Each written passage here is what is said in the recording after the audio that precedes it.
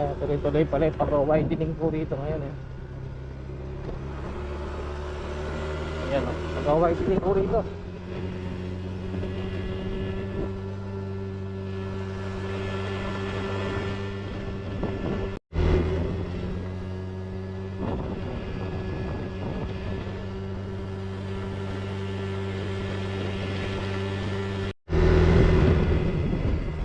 Ayan na, ayan, maraming mga tambak na lupa.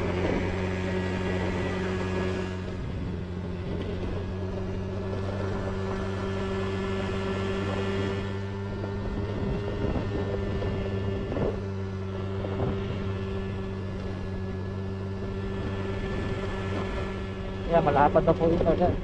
Dati makihitid lang po ito. Ayan, may halapakaran na nila.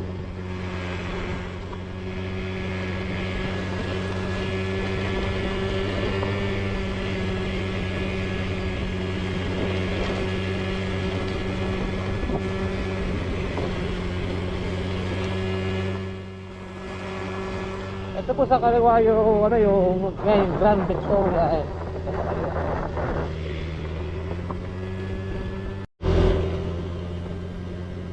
Tuloy-tuloy yung mga ano pala dito, road widening. Siguro baka this year sementohin na po ito.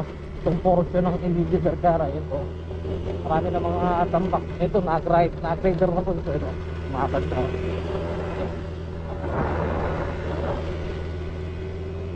Kaya hindi pa siguro pinadadaanan yung flyover. Katapos mo muna sa ito.